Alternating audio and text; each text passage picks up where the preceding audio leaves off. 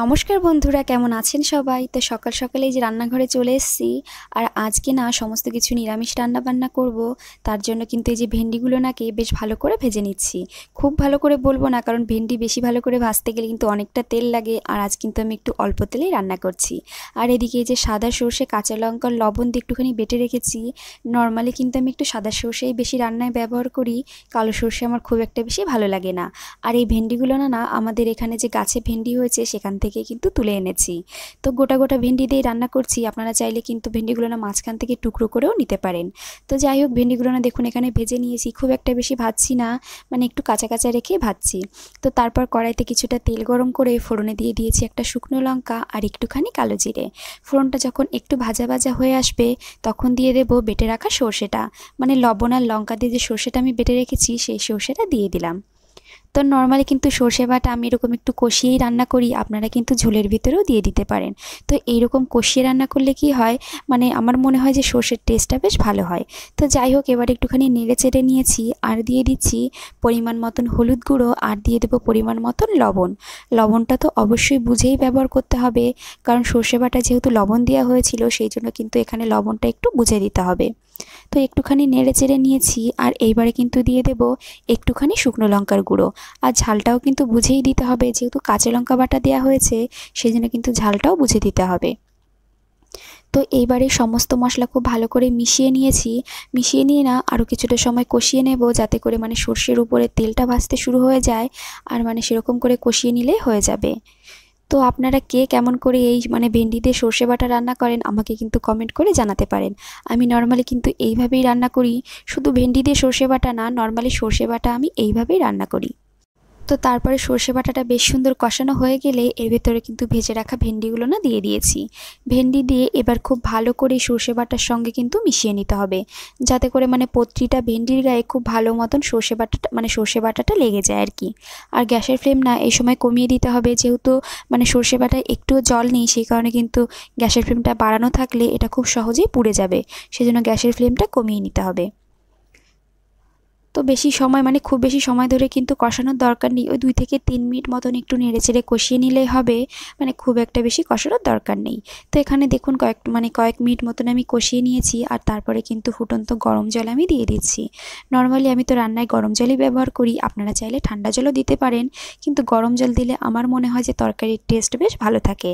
তো যাই হোক, এবারে মানে সমস্ত কিছু যে মিশিয়ে নিয়েছি, এবারে ঢাকা দিয়ে কিছুটা সময় রান্না করে নেব। আর কোনো রকম জিনিস দেওয়ার এখানে কোনোই দরকার নেই, তাই একটা কাঁচা লঙ্কা আমি দিয়ে দিচ্ছি। আপনাদের দাদাভাই যেহেতু মানে ঝালটা একটু বেশি খায় সেই জন্য একটা কাঁচা লঙ্কা দিয়ে নিলাম। তো এবারে ঢাকা দিয়ে কিছুটা সময় রান্না করে নিলেই কিন্তু আমার এই ভেন্ডি দিয়ে সর্ষে বাটা রান্না একদম কমপ্লিট হয়ে যাবে। তো দেখুন কয়েক মিনিট পরে যে ঢাকাটা আমি খুলে নিয়েছি আর উপর থেকে ছড়িয়ে দিচ্ছি একটুখানি চিনি, কারণ যেহেতু আমি নিরামিষ রান্না করছি সেই জন্য মানে একটু চিনি দিলে একটু মিষ্টি মিষ্টি হলে না খেতে বেশি ভালো লাগে। কিন্তু আপনারা যদি চিনিটা পছন্দ না করেন তাহলে কিন্তু না দিলেও চলবে। তো এই যে সমস্ত কিছু আবার একটু উল্টে পাল্টে মিশিয়ে নিলাম আর এখানে কিন্তু আমার ভেন্ডির সর্ষে বাটা একদম রেডি হয়ে গেছে। কারণ ঝোল আমি একদম কম রেখেছি, কারণ এরকম শুকনো শুকনো ঝোলই কিন্তু বেশি ভালো লাগে। তো এই যে নামিয়ে নিয়েছি আর কালারটা দেখেছেন কত সুন্দর হয়েছে, খেতেও কিন্তু ভালো হয়েছিল। আপনারা চাইলে কিন্তু এরকম করে একবার ট্রাই করে দেখতে পারেন। আর আজ যেহেতু সবই নিরামিষ রান্না হচ্ছে সেই জন্য যেখানে কিন্তু রান্না করে নিয়েছি ডাল, আর মুসুর ডালটা আমি আগেই রান্না করেছি, তারপরে গিয়ে ভেন্ডির সর্ষে বাটাটা করেছি। আর এদিকে ভাত হয়ে গেছে, ভাতের ভিতরে একটু আলু সিদ্ধ দিয়ে দিয়েছি শিনুর জন্য। আর একই সঙ্গে কিন্তু আমি কিছুটা আলু ভেজেও নিয়েছি, মানে ডালের সঙ্গে যেহেতু একটু আলু ভাজা খেতে বেশি ভালো লাগে সেই জন্য এখানে দেখুন আলুটাও কিন্তু ভেজে নিয়েছি। আর আলু ভাজায় নর্মালি কিছুই দিইনি, শুধু একটুখানি মানে সর্ষের তেলে লবণ আর হলুদ দিয়ে আর একটুখানি কাঁচা লঙ্কা দিয়ে কিন্তু আলুটা ভেজে নিচ্ছি। আলু ভাজা এমনিতেই আমাদের ভালো লাগে, মানে যেরকম করে ভেজে দেওয়া হোক না কেন আলু ভাজা বেশ ভালো লাগে। তো তারপর এদিকে আমি রান্না করছি আর অন্যদিকে কিন্তু আমি যে শিনুকে রেডি করিয়ে দিয়েছি স্কুলে যাওয়ার জন্য, মানে স্নান করে খাইয়ে দাইয়ে একদম রেডি হয়ে গেছে শিনু স্কুলে যাওয়ার জন্য। তো স্কুলের ওদের নতুন ইউনিফর্ম চেঞ্জ হয়েছে, তো সেই জন্য মানে নতুন ইউনিফর্মটা আপনাদের এরকম ঘুরিয়ে ঘুরিয়ে দেখাচ্ছে। এর আগের ভিডিও মানে আগে যে সমস্ত ভিডিও দেখেছেন সেই সব দেখলেই বুঝতে পারবেন যে তখন কিন্তু অন্য ইউনিফর্ম ছিল, আর এখন কিন্তু এই নতুন ইউনিফর্মটা ওদের স্কুল থেকে মানে বলে দিয়েছে, আর এটা আমরা টেলারের দোকান থেকে কাটিয়ে নিয়েছি। তো তারপরে যে শিনুকে নিয়ে আজকে আমি স্কুলে যাচ্ছি, কারণ আপনাদের দাদাভাই ডিউটি চলে গেছে আর মানে ওর একটু তাড়াতাড়ি যেতে হয়েছে বলে কিন্তু আমিই নিয়ে যাচ্ছি। তো এই মাঝে মাঝে বৃষ্টি আসছে, এই মানে রোদ উঠছে, সেই জন্য আপনাদের দাদাভাই গাড়িটা আর বের করে রেখে যায়নি। সেই কারণে কিন্তু আমি যে টোটো করেই যাচ্ছি, যেহেতু স্কুলটা একদম পাশেই, সেই জন্য মানে আমার যেতে খুব একটা বেশি সমস্যা হবে না। তো ওই 2-3 মিনিট মতন লাগে যেতে। তো শিনুকে রেখেই যে আমি আবার চলে এসেছি বাড়ির দিকে, মানে খুব একটা বেশি বললাম তো যে সময় লাগে না, সেই জন্য মানে জাস্ট গিয়েছি আর চলে এসেছি। তো বাড়ি গিয়ে আমি কোনো রকম ড্রেস চেঞ্জ করবো না, যেহেতু 3 ঘন্টা মতন স্কুল হবে আর এখন তো আর বাড়িতে আমার কোনো কাজ নেই, সেই কারণে কিন্তু যে আবার বেরিয়ে পড়েছি শিনুকে আনতে যাওয়ার জন্য। মানে স্কুল ছুটি হয়ে গিয়েছে, তো স্কুল ছুটি হয় তার মানে 2-3 মিনিট আগেই আমি যাই, কারণ যেহেতু কাছেই সেই জন্য মানে খুব একটা বেশি সময় লাগে না। তো এই দেখুন একটু আগে বৃষ্টি হয়েছে, আবার কিন্তু চারিদিকে একদম কাদা হয়ে গেছে। তো এই যে শিনুর স্কুলে আমি চলে এসেছি, এসে দেখছি মানে ওদের ছুটি হয়ে গেছে। আর এখানে দেখুন আরাধ্যা কেমন ভঙ্গি করছে, দেখেছেন? মানে ওর এই ভঙ্গিটা আমি একদম মানে রেকর্ড না করে থাকতে পারলাম না, ওই রকম করে ভঙ্গি করছে আর সবাই হাসছে। তো তারপরে যে শিনু টোটোতে উঠে পড়লো আর আমরা এখন যাব বাড়ির দিকে। মানে বাড়ির দিকে যেতে মানে বাড়ি গিয়ে আমাদের শিনুকে খাইয়ে দিয়ে একটু ঘুম পাড়িয়ে দেবো, কারণ বিকালে আবার শিনুর প্রাইভেট আছে। সেই কারণে মানে ওকে ঘুম পাড়ানোটা খুবই দরকার, কারণ প্রাইভেটে গিয়ে ওনা ঝিমোতে থাকবে যদি বাড়িতে না ঘুমিয়ে যায়, সেই কারণে কিন্তু এখন ঘুম পাড়িয়ে দেবো। তো এই দেখুন আমার আগে আগে চলে যাচ্ছে ঘরে। ঘরে তো তালা দেওয়া রয়েছে, কিন্তু ও তবুও আগে আগে দৌড়ে চলে এসছে। তো যাই হোক শিনুকে এবারে খাইয়ে দেবো। তো শিনুকে খাইয়ে দিয়ে না আমি এই ফ্লিপকার্ট থেকে এই নতুন ফোনের কভারটা এসছে, সেটা একটু আপনাদের দেখিয়ে দিচ্ছি। দেখেছেন কতটা কিউট দেখতে? আমার তো এই কভারটা ভীষণই ভালো লেগেছে। মানে আপনাদের দাদাভাই যে নতুন ফোনটা আমাকে গিফট করেছে, সেই ফোনের জন্যই কিন্তু এই কভারটা আমি অর্ডার দিয়েছিলাম। তো তারপর একটুখানি শুয়েছিলাম, শুয়ে একটু ভিডিও এডিটিং করছিলাম। তো এই যে বিকাল হয়ে গেছে, এবার রেডি হয়ে গেছি, মানে আমরা সবাই মানে সবাইকে আমি আর শিনু রেডি হয়ে গেছি। আর আপনাদের দাদাভাই ডিউটির ফাঁকে একটুখানি এসছে আমাদের জাস্ট টিউশনে গিয়ে একটু রেখে আসবে। মানে ও নর্মালি আমাদের একটু রেখে আসে আবার গিয়ে নিয়ে আসে, যেহেতু একদমই কাছে, সেই জন্য মানে ওকে আমি ফোন করি যখন ছুটি হয় তখন গিয়ে টুক করে নিয়ে আসে।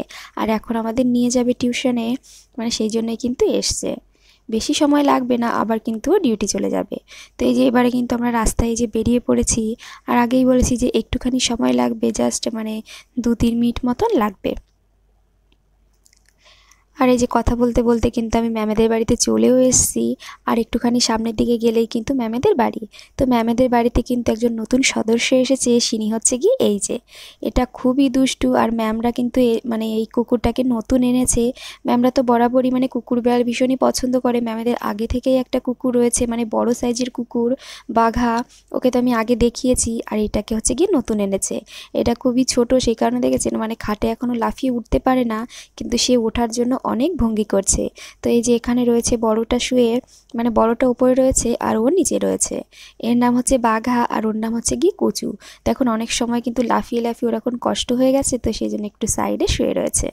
তো তারপর শিনুকে রেখে আমি এই যে মানে বাজারে গিয়েছিলাম, একটু বাজার থেকে কিন্তু প্রচুর বাজার ঘাট আজকে করে নিয়ে এসেছি।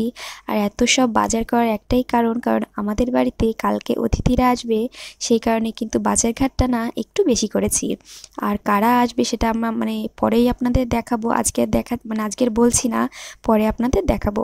তো বাজার থেকে এসে অনেক কাজ ছিল, মানে সমস্ত জিনিসপত্র এই যে সব কৌটায় কৌটায় মানে তুলে রাখতে হয়েছে, তো সেই জন্য অনেকটা কষ্ট হয়ে গেছে। তো অনেক কাজ আমি করেছি এখানে, মানে যেসব মশলাপাতি নিয়ে এসেছিলাম সব মশলাপাতিগুলো না কৌটায় কৌটায় ঢেলে রেখেছি, আটা ময়দা যে সমস্ত মানে লবণ হলুদ জিরে গুঁড়ো যে সমস্ত থাকে আর কি নর্মালি। তো আমার এই ছোট্ট র্যাকটা আপনাদের কেমন লেগেছে অবশ্যই কমেন্ট করে জানাবেন। মানে সমস্ত কিছু একটু চেষ্টা করি গুছিয়ে রাখার, কারণ আপনারা তো জানেন যে এখানে আমাদের কোয়ার্টারে থাকা হয়, সেই কারণে মানে ঘরের জায়গা অনেকটাই কম, কিন্তু সেই অল্প জায়গায় একটু মানে অ্যাডজাস্ট করে থাকতে হবে, তো সেই কারণেই মানে একটু গুছিয়ে রাখার চেষ্টা করি। তো এই আমার এই রান্নাঘরের এই র্যাকে আমি সমস্ত মশলাপাতিগুলো না রেখে দিই। আর এই যে ওপরের র্যাকে কিন্তু যে আটা ময়দা মানে বিরিয়ানির চাল পাস্তা সমস্ত কিছু কিন্তু এই ওপরের দিকে রেখে দিই। তো আজকে কাজ করতে করতে অনেকটাই কষ্ট হয়ে গেছিলো, সেই জন্য আপনাদের দাদাভাই কিন্তু দোকান থেকে তরকা কিনে নিয়ে এসছে, আর সেই তরকা দিয়েই কিন্তু আজকে রাতের ডিনারটা হবে। মানে তরকা কিনে নিয়ে এসছে আর বাড়ি থেকে কিন্তু আমি রুটিগুলো না বানিয়ে নিয়েছি। তো আজকে রাতের ডিনারে ছিল এই তরকা রুটি, আর শিনুর জন্য অল্প কটা ভাত ছিল, আর শিনু মানে ভাত ছিল সেই ভাতটাই কিন্তু শিনু খেয়ে নেবে। তো আজকে তরকাটা না একদমই ভালো ছিল না খেতে, মানে একদমই ভালো ছিল না। তো যাই হোক আজকের মতো আমার ভিডিও কিন্তু এখানেই শেষ করছি।